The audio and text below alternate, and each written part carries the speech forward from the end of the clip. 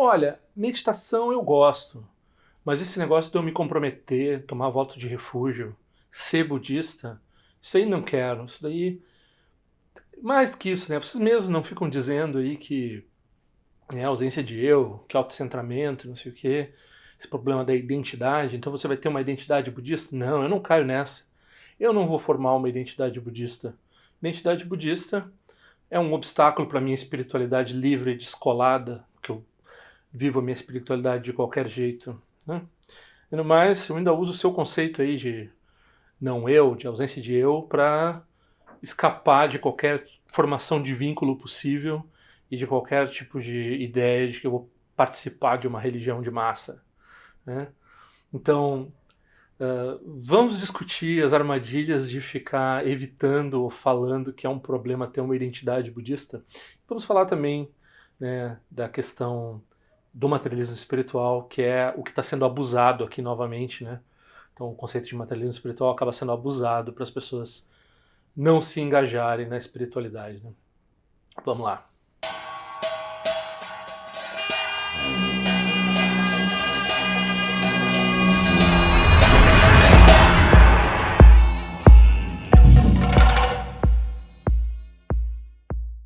Vou aproveitar para recomendar esse livro aqui, que eu sempre recomendo como um livro de entrada no budismo, né? O livro do Dzongkar Chögyam Rinpoche. Ele já esteve no Brasil várias vezes. O que não faz de você budista, né? Uma tradução do nosso querido Manuel Vidal, que era um aluno do Rinpoche, ele faleceu e era um ótimo, excelente tradutor, foi tradutor do Dalai Lama também, né, ao vivo, e era tradutor do Dzongkar Chögyam Rinpoche também, e daí ele traduziu esse livro que é talvez o livro mais interessante para introduzir as pessoas ao Dharma, né? Então, esse livro que eu vou recomendar pelo autor, eu não li esse livro, então, Conselhos de Coração para Coração do Chokyi Rinpoche, eu não sei a qualidade da tradução, imagino que seja boa, né? E o Rinpoche, ele é um dos professores mais conhecidos atualmente, filho do Tulku Urgyen Rinpoche, com vários irmãos importantes também, e ele tem um Shedra, né, no Nepal, e ele é um dos eruditos e professores realizados da tradição Nyingma, então o livro com certeza deve ser bom. E com relação ao Nondro, né, então saiu um livro novo agora, quer dizer, o livro não é novo, né, a tradução é nova, que é esse livro aqui, A Chariot to Freedom, Guidance from the Great Masters on the Vajrayana Preliminary Practices, ok? De Shechen Gyaltsab. O Shechen Gyaltsab foi o fundador do mosteiro de Shechen, que é conectado ao Mipan Rinpoche, conectado aos Tientse, né? Então, esse livro foi dado por perdido, né? O texto original tibetano se achou que na Revolução Cultural se perdeu esse texto, e daí ele foi encontrado e traduzido para o inglês, né? É um livro relativamente grosso. Claro, se a pessoa vai estudar, vai praticar o Nondro, o livro a estudar é o Palavras do Meu Professor Perfeito, que é um livro relativamente simples, né? Eu vou fazer o porém aí, né? Ele é um livro simples, é acessível e que é usado por todas as tradições, principalmente na tradição Nyingma e na tradição Kagyu, mas ele é usado por outras tradições tibetanas também nas práticas de Nondro dele. Então, o porém é que ele é um pouco voltado para o Nangpa, né, a pessoa interna do Dharma, assim. A pessoa que tomou refúgio, já está totalmente, né, disposta a fazer as práticas, já tem um professor e tal. Então, a pessoa de fora lê vai estranhar, vai achar difícil de acompanhar, assim, né? Então, ele é mais... eu pretendo fazer um vídeo no futuro sobre uns 10 ou 12 livros indicados para estudar durante a prática do Nondro, né? A pessoa deve focar no livro, no Palavras do Meu Professor Perfeito, no caso da tradição lá do Shakya Gompa, também o livro da Khandro, né, que é o Práticas Preliminares do Budismo Vajrayana, da Shakya Khandro, é um livro mais fino, que tem mais instruções de prática, mas tem uma série de outros livros, tanto sobre o Dudjom Tersar Nondro, quanto sobre o Longchen Nyingtik Nondro, com relação a outros Nondros, ao Nondro geral. Esse livro aqui, ele não é focado num Nondro específico, por exemplo, né? Mas Nondros são as práticas preliminares que você faz no Vajrayana para você se aproximar do professor, se aproximar da tradição e criar uma receptividade para ensinamentos profundos, assim, né?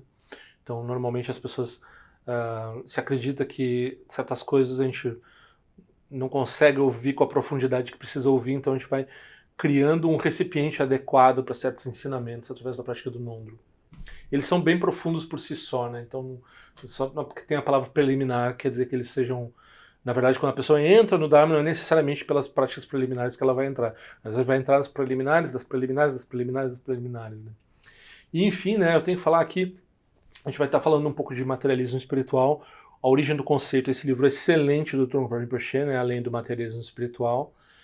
E eu vou falar um pouco porque esse termo é abusado e tal lá dentro do vídeo. Né? Quem quiser receber os cartões, por favor, é só enviar o endereço de correspondência com CEP, tudo direitinho, para esse e-mail aqui. E daí, se quiser fazer uma contribuição para o canal, uma contribuição para os cartões, ou qualquer tipo de contribuição, tem esse Pix e esse código QR aqui, no qual você pode me ajudar a manter essas atividades, que eu espero ser mais disciplinado e manter agora. Desculpa aí, pessoal, que eu desapareci um pouco. Estava conversando com algumas pessoas novas no budismo, e falando sobre a necessidade de tomar refúgio e fazer compromissos e seguir um caminho coerente, assim por diante. E eu ouvi delas, duas pessoas, né? Não, eu não quero criar uma identidade budista. Então parece que a gente tem aí uma confusão com relação ao que quer dizer não eu e uso da palavra da ausência de eu no budismo, e essa noção de identidade, ou de criar uma ideia de o que é ser budista. Não quero virar budista, porque daí eu vou estar reificando o meu eu. Então tem um problema, acho que tem, não sei, tem alguém espalhando confusão por aí sobre o budismo. Daí as pessoas ouvem e transformam nesse tipo de ideia, né? Então acho que vem um pouco da confusão, vem do abuso que se faz, até na Nova Era se fala coisas, por exemplo, destruir o eu, né?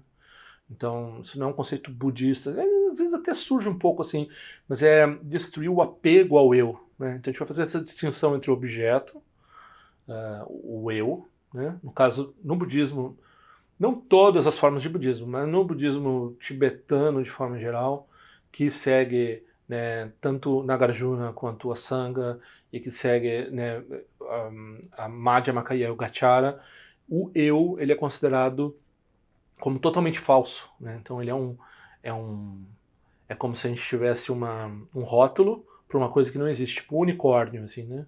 Então a gente sabe o que é um unicórnio, consegue entender um ao outro falando de unicórnio, mas se a gente procurar por aí e tal, encontrar um ser aí, um cavalo que tem e voe, que tem um chifrinho, a gente não vai encontrar, né? Então não existe um correspondente abstrato ou físico relacionado ao eu. Esse é o ensinamento. Você não precisa acreditar no que eu estou falando. Você vai lá, estuda, você vai lá, entende por que o Buda ensinou assim. Né? Mas a gente não tem nada contra esse engano. Assim. A gente tem contra o engano, a gente não tem nada contra esse objeto. Porque não faz sentido ter algo contra um unicórnio. Né? Não faz sentido, não tem nada para ter contra essa coisa. Um tempo atrás eu até achei que eu tinha feito um vídeo, daí eu fui procurar onde é que eu tinha falado sobre isso e era um texto, né? Então eu falei de algumas distorções que as pessoas cometem ao lidar com esse conceito do Chodjam Trungpa Rinpoche, né, do materialismo espiritual, no qual ele tratou nesse livro que é Além do Materialismo Espiritual. As pessoas às vezes elas usam esse conceito de materialismo espiritual achando que é o erro mais crasso que eu sei é das pessoas acharem que comprar, por exemplo, uma pessoa que tem muito apetrecho do Dharma. Porque você sabe que no Vajrayana, ao contrário do Zen, no Zen você compra uma almofada, às vezes comprar uma almofada boa e um zabuton, né? Aquele almofada mais geral que fica embaixo de você quando você medita, né? Então o zabuton e a almofada para chegar no ponto certo, que é ideal, assim, às vezes é um consumo, assim, né? Você tem que procurar, você tem que achar, você tem que pagar, tal. Então é um objeto assim do Dharma, né? Mas no Vajrayana não, você tem, sei lá, tamborzinho, sininho, e um monte de coisa, um monte de textos, e às vezes bancada para prática, muita coisa, né? Muito apetrecho de Dharma, roupa, às vezes na nossa sangue a gente usa muito as roupas tradicionais, né? E daí as pessoas, o jeito mais, assim, menos inteligente de tratar do assunto é dizer, ah, olha só, fulano gastou, sei lá, R$ 1.000 num sino, olha só o materialismo espiritual ali, né? Mas não, né? O materialismo espiritual, como o Trungpa Rinpoche falou, ele é quando a gente se apropria da espiritualidade com uma credencial, com uma forma de se impor, ou de aparecer, ou de sustentar, ou de se justificar perante os outros. É quando o Dharma vira uma profissão, no sentido mais ruim da palavra, assim, quando você usa o Dharma para se sustentar como, não só financeiramente, mas também, né, tem um materialismo espiritual da pessoa usar o budismo para, sei lá, é uma coisa as quais as pessoas que vendem, tem uma loja de Dharma, né? Então, claro, todo centro de Dharma tem uma loja de Dharma, né? Mas as pessoas que vivem de vender livros do Dharma, ou no caso eu trabalho como tradutor, então a gente tem essa armadilha, né? Será que eu estou fazendo isso porque eu realmente tenho amor pelos ensinamentos ou porque eu preciso pagar meus boletos, né? Então, e daí até que ponto, né, eu estou traindo os ensinamentos ao transformar isso numa atividade econômica, né? Mesmo que não tenha, mais perigoso, né, quando se torna, quando a pessoa tenta obter poder ou carisma pessoal em cima dos outros, né, se torna um professor falso e assim por diante. Então isso é o materialismo espiritual. Ah, eu tenho tantas iniciações, eu tenho tanto tempo de prática do Dharma, eu faço tantas coisas, e daí e tem um distanciamento assim, você se acha melhor que os outros, né? Então isso é o materialismo espiritual. E isso é uma identidade, né, problemática de budista. Então se a pessoa vai pensar em identidade budista como uma identidade que vai ser uma profissão, um ganha-pão, uma forma de se justificar ou se apresentar perante os outros, uma forma de se sentir superior perante os outros, aí a gente está falando do obstáculo efetivo da identidade do materialismo espiritual ou de ter uma identidade budista, né? Agora, fui motivado a falar sobre isso porque recentemente eu estava conversando com pessoas novatas no Dharma. Geralmente as pessoas falam comigo por e-mail, né? Então, quem quiser escrever, pode escrever aí por Conexões Auspiciosas, fazer qualquer pergunta, ter qualquer contato, né, dúvida em geral, assim. Desculpa, mas eu vou julgar você porque eu tenho essa mente imperfeita e julgadora, né? Hoje eu falei com um amigo meu que eu julgava um pouco as pessoas porque quando uma pessoa mais idosa e daí tá sentada numa cadeira para meditar assim, né? Você entende, né? Agora, às vezes uma pessoa jovem que você acha, você não sabe, né? A pessoa pode ter uma lesão, a pessoa pode ter uma dificuldade específica verdadeira, né? Mas às vezes, em um, dois casos, assim, eu julgo que aquilo ali é, é, é uma. E eu tenho o materialismo espiritual de sentar, né? Às vezes eu tenho dificuldade, tenho que sentar numa cadeira, mas a maior parte do tempo eu sento direitinho, assim e tal. E eu falei pra esse meu amigo, eu julgo as pessoas e tal. Eu tô acostumado, né, a falar para as pessoas dos meus defeitos, assim, e das pessoas aceitarem bem, porque na sanga, né, a gente. Como assim você julga? Você, essa pessoa terrível que julga. Pô, é mesmo, né? Tipo, quando você fala um defeito seu, a reação normal é as pessoas. Porque no budismo a gente, né, já não é talvez bem assim, porque as outras pessoas não estão julgando você. Aí você fala seu defeito e as pessoas, puxa, que pena, Pinheiro, né? Espero que você melhore. Mas enfim, né? Essas pessoas, de forma geral, entram em contato comigo e enfim, né, eu tenho um pouco esse julgamento, tenho um pouco essa tendência de achar que a pessoa tem que, sei lá, ir pro Nondro, né? A pessoa tem que fazer uma prática, ela tem que participar da sanga, ela tem que deixar de ser budista de internet, ela tem que se mexer, né? Não pode ficar. Porque eu me acho muito preguiçoso, né? Daí quando a pessoa é mais acomodada do que eu, é menos, né? As pessoas que eu estou às vezes falando 10 anos por correspondência que eu conheço já, né, pela internet, sei lá, 15 anos, e estão falando, não sei o que, se eu vou no centro de Dharma, não vou no centro de Dharma. E eu me lembro que eu também sou uma pessoa que não gosta de dormir quando era adolescente, então não gostava de dormir na casa no lugar, no outro lugar, num hotel, dormir num dormitório, assim, né? Usar banheiro coletivo, sei lá, coisa tosca que eu tinha de guri mimado, né? E eu lembro que do meu amigo que me levou no centro de Dharma e que meio que me botou uma energia assim para eu largar ah, essas frescuras, assim, né? Não sei se frescura é uma palavra que se pode usar hoje em dia, mas era frescura, né? Era uma coisa assim, uma bobagem, né? Então, uh, eu acho que eu sempre faço uma pressão um pouco, assim, né? Agora, ouvindo o Rinpoche recentemente, o Dzongchen Rinpoche, ele estava falando que a gente tem que regozijar muito, assim, com as pessoas que têm essa conexão. Às vezes a pessoa não vai fazer prática formal, né? Às vezes a pessoa não vai tomar refúgio. Então, se a pessoa tem uma admiração pelo Buda, assim, a gente deve ter um regozijo, né? Mas isso não tira, né? Às vezes eu corto relação com as pessoas se eu vejo que as pessoas são muito indolentes, não sei se é uma palavra que existe, mas são muito preguiçosas, muito largadas com relação a formar uma conexão, né? Tudo é dificuldade para elas, tudo é muito difícil. E eu não ganho nada com, né, outras pessoas irem para fazer prática, assim, tipo, né? Não, às vezes até eu fico nervoso, né? Se é uma pessoa que fala de mim, que não sei o quê, já vai, né, queimar meu filme, assim, né? Já vai. Eu sempre falo, nem menciona meu nome, nem nada, né? Quando vai no centro de Dharma, essas coisas assim, né? Tipo, não diz que foi lá pelo canal, nem nada, porque as pessoas ficam desconfiadas, o que é, Pinha, qual é o problema? Mas, enfim, né? Eu não ganho nada, mas eu fico regozijo, principalmente quando as pessoas elas se engajam de um jeito que eu considero mais corajoso e mais aplicado do que o meu próprio engajamento, né? Que não é tão grande assim, né? Então eu sou muito preguiçoso com prática, eu não frequento tanto o centro e assim por diante, né?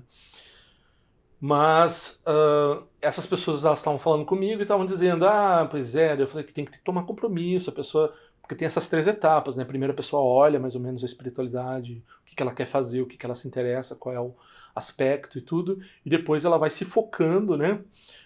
Mais numa coisa, que nem quando a pessoa faz mestrado, doutorado, a pessoa precisa, né, o orientador vai dizer, não, você escolheu esse assunto, agora dentro desse assunto você pega esse, e dentro desse assunto você pega aquele, porque é o que você vai ter tempo para tratar nos seus 5 anos de... Né? Então, a gente quer realizar uma prática, então a gente vai escolher um professor, uma linhagem, a gente vai respeitar os outros, talvez ouvir os outros um pouco, mas a gente vai focar o nosso tempo de prática numa ou 2 ou 3 coisas que foram prescritas para nós e que a gente vai levar a cabo, né? Então tem uma primeira etapa mais geral, uma etapa mais focada, e depois, se a pessoa por acaso atinge a realização, aí ela vai agir de uma forma mais também mais abarcando, né, encontrando outras tradições dentro da realização dela. Mas nessa fase do meio, essa fase do meio é muito esquecida. Essa fase de consistência, foco, né? Porque as pessoas querem respeitar tudo de um jeito que elas fazem tudo e acabam não fazendo nada, na verdade, né? Então, uh, aí eu falo que as pessoas precisam tomar refúgio no Buda. Então, sei, Jesus Cristo é legal, né? Mas se você quer praticar o Dharma, você precisa focar no Buda. Se você quer praticar o Vajrayana, você tem que ter um guru, você tem que tomar a iniciação, você tem que fazer a prática. Mas eu tenho um monte de prática, né? Você tem que fazer. Você conversa com o seu professor e vê qual que você vai fazer nesse momento, e você vai fazer até ele ficar satisfeito com isso. Daí, se ele te der outra, você vai fazer outra depois. Então, é uma coisa como se fosse um tratamento médico mesmo, né? Tem uma prescrição, tem um tempo, tem uma duração, tem um número de vezes que você vai fazer e assim por diante. E as pessoas dizem, não, mas eu não quero tomar compromisso com o caminho budista porque aí eu vou gerar uma identidade budista, né? Se eu vou ter um refúgio aí, uma coisa assim, aí eu vou ser budista. Se eu for budista, daí eu vou ter uma identidade, daí eu não vou me iluminar, né? E no budismo, de fato, né? É curioso que a gente está falando isso, porque é o budismo que aponta essas dificuldades da pessoa gerar, do budismo se tornar um obstáculo para a pessoa, né? Só que isso é lá adiante, né? Então a pessoa não tem nada ainda, ela não tem prática nenhuma, ela não tem nada, ela só tem um monte de buscas aleatórias, assim. E daí ela tá talvez encontrando um meio fio para levar alguma coisa um pouco adiante, certo? Então, e daí ela usa isso como desculpa, assim, tá quase fazendo troça da nossa tradição. Não é vocês que falam de não eu? Então, tu acha que eu vou gerar um eu budista agora? Né? E aqui a gente tem que lembrar, né, o grande ensinamento do Tilopa nas margens do rio Ganges para o Naropa, né? Que ele disse que o problema não são os fenômenos, não são as coisas. O problema é nosso apego às coisas. Então, lá no budismo mais geral, assim, a gente treina se afastando dos objetos, né? Então mesmo quando a gente vai fazer um retiro, se a gente não é monge, por exemplo, né? A gente vai fazer um retiro, talvez tenha um voto de celibato durante o retiro. Durante aqueles 15 dias ali você não vai fazer sexo, você vai comer o que tem também, você não vai ficar, agora preciso comer lagosta, não, eu gosto de não sei, Coca-Cola, preciso de Coca-Cola, não, você vai comer o que tem, né? Uma série de disciplinas que você faz porque para participar de um retiro e, né, você não vai estar ouvindo música alta no meio dos outros, dançando e assim por diante, né? Porque você está fazendo um retiro. Agora, nenhuma dessas coisas é um obstáculo em si, né? Então, um carro importado não é um obstáculo, a pessoa quer... mas ele é budista, mas ele tem uma BMW, né? Não pode ter uma BMW, né? Porque, olha, você está ostentando, não sei o quê. Não. Depende, a pessoa pode ter um Fusca, pode não ter nada, e pode se apegar, sei lá, por gato. Eu me apego por gato, me apego por livro, um monte de bobagem. Tipo, o cupim comeu o livro, fico furioso, assim, fico, meu Deus, o que aconteceu? O fim do mundo. Então, o apego, qualquer objeto serve para ter apego, né? Então, o problema é o apego, não é o objeto, não é a BMW ou o livro, é o apego. Da mesma forma, a identidade, você vai manifestar uma identidade porque os seres, eles se relacionam, principalmente se você vai falar da atividade compassiva dos Budas e assim por diante, a gente chama Buda Amitabha, Guru Rinpoche e assim por diante. Eles, lá dentro deles, eles têm total realização da ausência inerente, desde o princípio, nunca houve um eu. Mas para nós, que a gente precisa da compaixão deles, a gente trata fulano, cicrano, né? Eles têm uma forma de manifestação. Eles não se enganam com essa forma de manifestação. Que nem, sei lá, uma pessoa pode deixar de ter apego a quindim. Não é o meu caso, né? Mas uma pessoa aí que tem uma realização, atingiu a realização de não ter apego do quindim, né? Ou do café, sei lá. Então, a pessoa né, ela não vai ter esses apegos, ela pode também não ter apego à identidade. O objetivo de tomar um voto de refúgio não é gerar uma identidade budista, né? Mas, por outro lado, o que acontece? A pessoa já tem uma série de identidades. Ela já é a pessoa que, sei lá, gosta do Pearl Jam, a pessoa que gosta do Red Hot Chili Peppers. Eu tô aqui muito anos 90, mas, sei lá, gosta do Saint Vincent, gosta de metal melódico, gosta do TikTok, gosta de, sei lá, qualquer coisa. E às vezes o que a gente gosta, é só algo que a gente gosta, mas às vezes é um jeito da gente, principalmente quando a gente é adolescente, um jeito da gente manifestar a nossa identidade, né? Eu sou aquele que gosta de Led Zeppelin, né?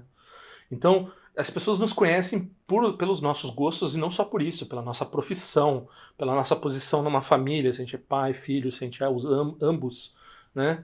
Se a gente é sobrinho, sei lá, enfim. E a gente tem todas essas identidades operando. E daí a pessoa está dizendo assim, eu não quero ter uma identidade budista porque eu não vou me enganar com a identidade, mas enquanto isso ela está se enganando com todas essas outras identidades.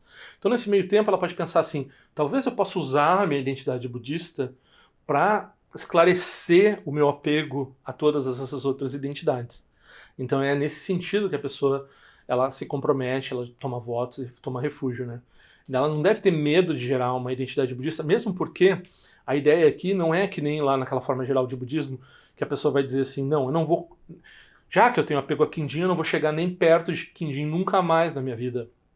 Não, a gente está praticando um budismo mais sofisticado que vai dizer assim, a gente vai aprender a conviver com o quindim. Quando o quindim estiver por perto, comendo ou não comendo o quindim, a gente vai observar como o apego surge na nossa mente e vai aprender com isso. Então é um pouco mais sofisticado, né? A gente já sabe disso. Então a gente pode assumir, deve assumir uma identidade budista. Aí, quando a pessoa tiver essa identidade budista, ela vai começar a ter as mesmas neuroses, os mesmos problemas, os mesmos materialismos espirituais que todos os praticantes sempre tiveram.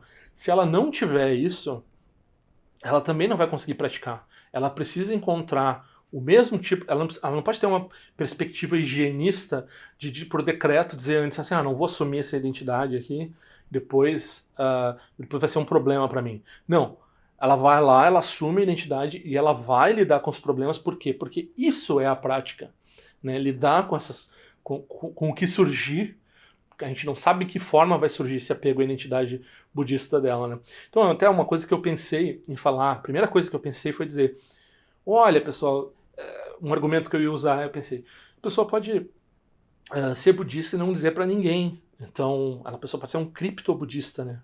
Não é que nem criptomoeda, mas é que nem os criptojudeus. Então os judeus eram perseguidos em certos momentos, em certos lugares na Europa, e daí eles viravam cristão, mas né, nas aparências, assim. Então tomavam batismo lá e tal, mas aí no fundo eles seguiam em segredo as práticas judaicas deles e o pensamento e a fé judaica deles escondido de todo mundo para não ser perseguido e para, né, eram cristãos em aparência.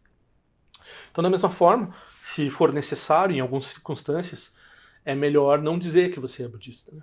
Então, dizer que você é budista pode gerar problemas de identidade budista e assim por diante. Eu ia dizer, olha só, viu só? Então, se o problema de ter uma identidade budista é porque você vai sentir vergonha, né, ou porque não é uma coisa assim que você gostaria de dizer para os seus amigos que você é budista e assim por diante, então, não é esse o problema, você pode não dizer que é budista.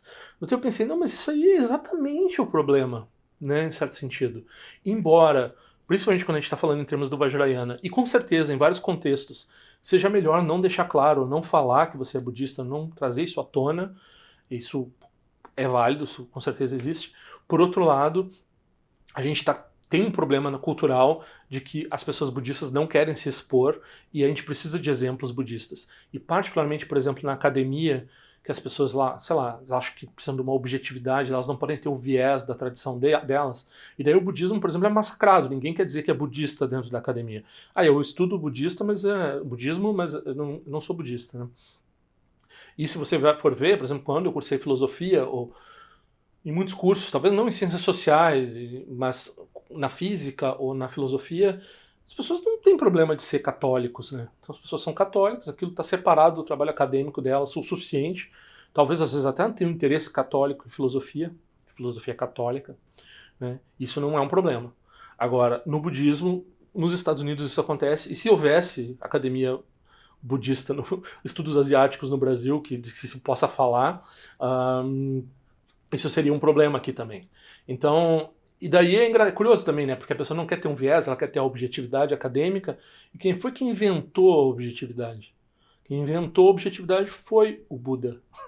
O Buda que disse que você não deve ouvir só porque eu estou falando, né? Você deve examinar por si próprio e tal. Quem é que falou isso antes dele? Na Índia? Não sei se muita gente, ou se alguém, e ele falou isso na mesma época, um pouco antes lá dos gregos, que talvez estavam chegando à mesma conclusão. Ou falando de objetividade em algum viés, né? Em algum sentido. Então, eu acho importante lembrar esses aspectos de que não ter medo de gerar uma identidade budista, não ter medo de usar um significador budista como um mala e assim por diante. A pessoa pode, né? Então, por exemplo, no Vajrayana, a pessoa não deve mostrar o mala que ela faz prática, né? Então, algumas pessoas elas usam mala como uma forma de ostentação, e isso é mal visto no budismo tradicionalmente, né? Você usar símbolos budistas ou tatuar símbolos budistas, né? Assim como uma forma de viu como eu sou filiado, viu como eu acho bonito isso, eu tatuo, mostra para os outros assim e tal. Então isso não é bem visto assim, né? Isso é um tipo de identidade problemática, né? Porque a pessoa tá meio que ostentando. Mas se a pessoa tiver um significador qualquer, de que no carro ela tem um Buda lá, sei lá, ou ela tem uma estátua do Buda evidente na casa dela, e assim por diante, ou se ela quer dizer para algumas pessoas, em alguns contextos, que faça sentido que ela é budista, ou mesmo, né, agora, por exemplo, o Dzongsa Rinpoche Rinpoche, normalmente as nossas práticas vajrayanas a gente mantém tudo meio, né, tenta não aparecer muito, mas o Rinpoche no Ano Novo Tibetano, agora ele recomendou essa prática de Guru Rinpoche, essa prática de recitar a prece de 7 linhas, né? Hum, Odian Yujin Nujan Sam, Pema Gesara Lumbola, Yanzen Shogin Nunya, Pema June Jesuda, Gordo Kanruma Pekoriti, Jesuda do Tichin, Jalapti Jesus, Guru Pema Sede, de recitar isso não alto, assim, ao ponto de incomodar os outros, perturbar a ordem, a paz e tal, mas alto o suficiente para as pessoas perceberem que você está fazendo isso e não entenderem o que é, e você passar meio que uma vergonha, e ele está dizendo, essa é a sua prática agora, você vai em vários lugares aí recitar a prece de 7 linhas e causar estranhamento nas pessoas, produzir benefício, né, causar estranhamento. Não incomodar as pessoas, por favor, né, não foi isso que o Rinpoche disse para fazer, mas ele disse que você deveria recitar essa prece do Guru Rinpoche em vários lugares. Então eu acho que em alguns, né, ele mesmo falou algumas pessoas que são influencers na internet, que têm milhões de seguidores e que se dizem budistas e gostam do livro dele. E claro, a pessoa ela não tem uma profundidade de falar do Dharma, assim, ou de entender o Dharma de um jeito mais apropriado, mas ela produz uma conexão nos outros, né? Então, eu acho que eu tenho visto, né, esse tipo de reticência das pessoas. Eu acho que é um compromisso, é uma coisa que deve ser levada a sério, e a pessoa deve pensar bastante antes de tomar um refúgio internamente. A primeira pessoa toma refúgio, né, por ela mesma, né? Ela diz, eu vou seguir o caminho que o Buda ensinou, o Dharma, eu vou seguir a Sangha, vou, né, participar do Buda, do Dharma, da Sangha, e vai ser a minha prioridade na vida, vai ser a coisa principal na minha vida vai ser que nem o Buda, né, e estudar o Dharma, e realizar o Dharma, e praticar o Dharma, e beneficiar os seres, e participar da Sangha, e assim por diante. Então, as 3 joias, né, então a pessoa toma esse voto para si mesma. Depois ela faz uma cerimônia e toma esse voto perante a Sangha também. Isso é importante. Primeira coisa, né, ser budista. Mas eu não quero só ser budista, ter uma... Não, depois você pensa nos problemas do materialismo espiritual, nos problemas de se fixar uma identidade, de ter apego por identidade, isso daí é depois. Primeiro agora, você troca essa identidade de pessoa que gosta de café, pessoa que gosta do Pearl Jam, por pessoa que gosta do Dharma. Você não precisa exaltar isso publicamente, mas você também não precisa esconder isso. Você usa de um meio hábil que é se tem contexto para expressar a sua conexão, ou se não tem contexto não vai ser benéfico. E daí você aprofunda os seus liames, e quando começarem a surgir o apego, quando começar a surgir a fixação, e quando a sua identidade budista começar a mostrar problemas, aí você vai praticar com isso, né? Então, gera a identidade budista, produz essa identidade, manifesta esse budista, cria esses votos, cria esse vínculo. Eu estou dizendo isso, se você não tem esse interesse, não faz isso. Faz isso porque você gerou esse interesse por si mesmo, né? Não porque eu estou falando, porque qualquer outra pessoa está falando. Então, se você vê valor nisso, você faz isso. E daí, se você, mas aí faz isso, porque não porque eu estou falando, mas porque você chegou a essa conclusão, mas ouve o que eu estou falando, no sentido de que se você chegou a essa conclusão, firma isso do jeito formal, pessoalmente, do jeito formal também em grupo com outras pessoas, e produz essa conexão e produz essa identidade mesmo, essa forma de manifestação. Vamos dizer que identidade é mesmo uma palavra que tem uma conotação negativa no Dharma, então vamos dizer assim, essa forma de manifestação que você tem, manifestação compassiva dentro do budismo como uma forma específica que é o budismo. E daí, né, ao longo dessa sua vida e das muitas vidas que você vai ter conexão com o Dharma a partir dos seus votos que vão ser mantidos e assim por diante, aí você vai encontrar o Dharma com mais facilidade em outras vidas, aí você vai lidar com o materialismo espiritual que naturalmente vai surgir. Mas talvez seja um momento de extravasar um pouco essa questão da identidade budista e extravasar um pouco a nossa prática e não se importar com o estranhamento. É uma prática não ter vergonha, não se importar com o estranhamento dos outros, não se deixar levar pela pilha fraca e pelo pensamento esquisito que os outros têm a respeito do que você faz, né? Então esses são aspectos que, se a pessoa ficar fugindo do materialismo espiritual por decreto, ad hoc, assim, porque ela definiu, eu estou livre do materialismo espiritual, eu não me identifico como budista, eu não tomo compromissos, eu não tenho religião, eu sou uma espiritualidade além dos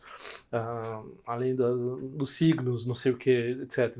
Eu sou sem sinais, alguma coisa assim, né? Então, um ponto de luz no espaço básico, uma desculpa esfarrapada qualquer desse tipo de materialismo espiritual. Isso é materialismo espiritual, né? Então, se a pessoa tiver aí ad hoc formulando uma fuga com relação à noção de identidade, a identidade está lá, ela está inteirinha lá, o centramento não vai sair nenhum momentinho. Mas se a pessoa começar a abrir mão do que é arraigado nela e começar a se envolver com a tradição que vai desafiar ela, daí ela vai estar desafiando o autocentramento e o apego à identidade. Então, era preciso dizer isso assim, porque esse tipo de coisa assim me deixa abismado que as pessoas ainda acreditem nesse tipo de coisa.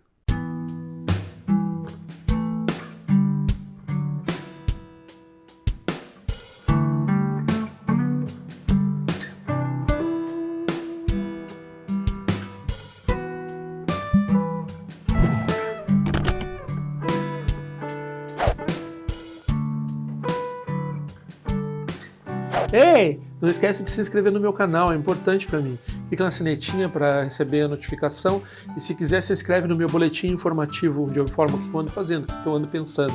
Também para contribuir de alguma forma com esse canal, esse é o endereço.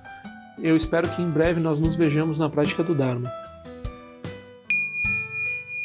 Ao longo de minhas muitas vidas e até este momento, todas as virtudes que tenho alcançado, inclusive o mérito gerado por esta prática e todas as que vier a conseguir, ofereço para o bem-estar dos seres sencientes. Possam a doença, a guerra, a fome e o sofrimento diminuir para todos os seres, enquanto sua sabedoria e compaixão aumentam nesta e em vidas futuras. Possa eu claramente perceber todas as experiências como sendo tão insubstanciais como o tecido do sonho durante a noite e imediatamente despertar para perceber a manifestação de sabedoria pura no surgir de cada fenômeno. Possa eu rapidamente alcançar a iluminação para trabalhar sem cessar pela liberação de todos os seres.